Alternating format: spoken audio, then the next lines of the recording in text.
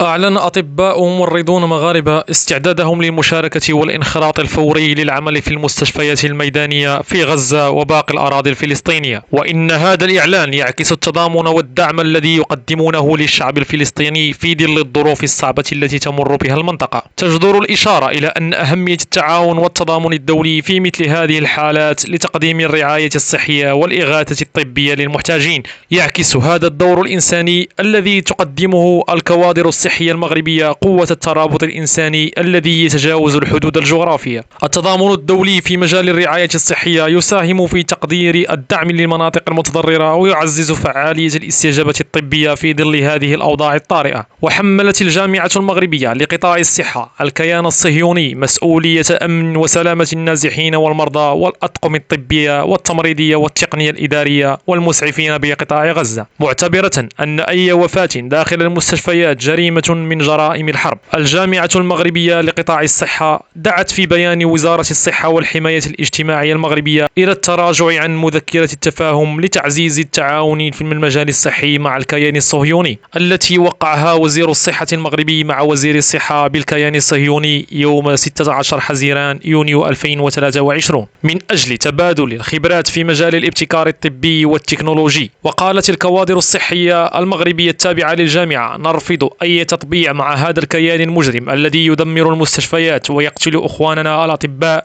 والممرضين والكوادر الصحية في مستشفيات غزة. كما أنه ليس من الأخلاق ولا الأعراف أن نضع أيدينا في أيادي ملوثة بالدماء الخدج والأطفال الرضع والنساء والأطباء والممرضين. كما دعا البيان كل المنظمات والهيئات الطبية والصحية الدولية والمغربية إلى إدانة جرائم هذا الكيان وفضح جرائمه وقطع كل العلاقات معه، لأنه يفتقد للإنسانية وتجاوزت غطرسته وهمجيته كل الأعراف الدولية. تعبر الجامعة الوطنية لقطاع الصحة عن تضامنها المطلق مع أطباء وممرضي قطاع الصحة في مستشفيات غزة واتجاه الشعب الفلسطيني. تظهر هذه التصريحات الدعم الكبير والاستنكار لاستهداف الذي يتعرض له القطاع الصحي في ظل العدوان على قطاع غزة. استهداف المراكز الطبية والمستشفيات يشكل انتهاكا صارخا للأعراف الإنسانية ويؤثر بشكل كبير على القدرة على تقديم الرعاية الطبية للمحتاجين.